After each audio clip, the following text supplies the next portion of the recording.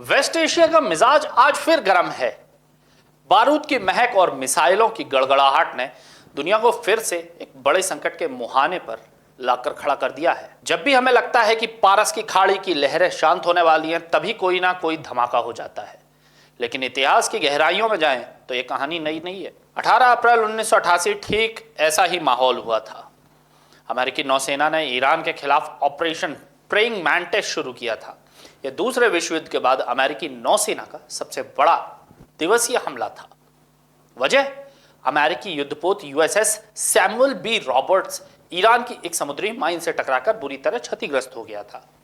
जवाब में राष्ट्रपति रोनाल्ड रीगन के एक आदेश पर अमेरिकी एयरफोर्स और नेवी ने ईरान के ऑयल प्लेटफॉर्म और लड़ाकू जहाजों को तबाह कर दिया था।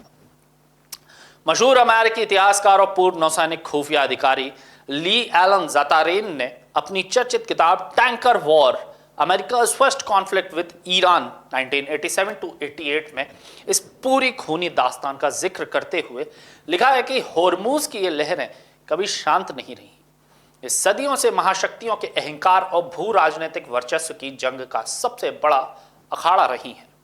आज ठीक वैसा ही है।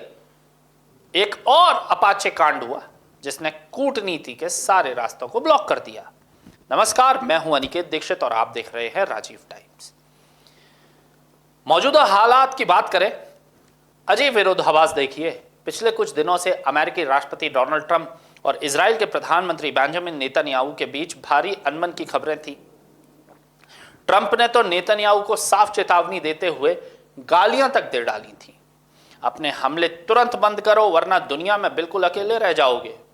ट्रंप लगातार नेतन्याहू को बेरूत, लेबनान और हिजबुल्लाह पर हमला करने से रोक रहे थे। वजह यह थी कि पर्दे के पीछे अमेरिका और ईरान के बीच बातचीत का एक रास्ता खुल रहा था।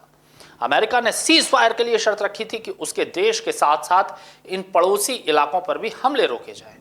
दुनिया को लगा कि शायद इस बार वेस्ट एशिया में सुलह का सूरज उगेगा, लेकिन जिस काम के लिए अमेरिका ने इजराइल को डांटा था, खुद वही काम कर बैठा।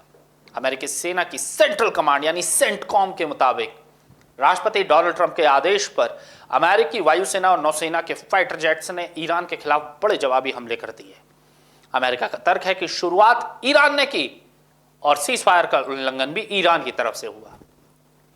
अमेरिका ने इसे सिर्फ सेल्फ डिफेंस यानी आत्मरक्षा में उठाया गया एक संतुलित कदम बताया। अमेरिकी सेना का दावा है कि ईरान ने स्ट्रेट ऑफ होर्मुज के पास पेट्रोलिंग कर रहे उनके बेहद आधुनिक अपाचे को मार गिराया। इस घटना के बाद राष्ट्रपति ट्रंप ने खुद सोशल मीडिया पर लिखा, मुझे हमारी महान नौसेना से जानकारी मिली कि कल रात ईरान ने होर्मुज के ऊपर गश्त कर रहे हमारे एक हेलीकॉप्टर को मार गिराया। अच्छी बात यह है कि इसमें मौजूद पायलट सुरक्षित रहे, उन्हें कोई चोट नहीं आई, लेकिन फिर भी अमेरिका की साख के लिए इस हमले को कड़ा जवाब देना हमारे लिए बेहद जरूरी था। यानी अमेरिका का कहना है कि उनका हेलीकॉप्टर तो बस शांति से चक्कर काट रहा था और ईरान ने उस पर बेवजह हमला कर दिया। अब अमेरिकी मिसाइलों ने ईरान के केशम द्वीप और बंदर अब्बास और सिरिक जैसे महत्वपूर्ण इलाकों में भारी बमबारी की। दूसरी तरफ ईरान भी पूरी जब मुद्दे बढ़ते हैं और सुनवाई कम हो जाती है, जरूरत होती है एक ऐसी आवाज की जो सीधे जनता से जुड़े। अब हर गली हर मोहल्ला बनेगा खबर का हिस्सा, जहां उठेगा हर सवाल जनहित के मुद्दों, बेबाक अंदाज बिना किसी दबाव के, सिर्फ सच और जनता की आवाज। राजीव टाइम्स लेकर आ रहा है एक खास कार्यक्रम, जनता के बीच जनता की बात। हम आ रहे हैं आपके बीच, आपकी आवाज को बुलंद करने। देखना ना भूलें राजीव टाइम्स पर, क्योंकि अब बात होगी जनता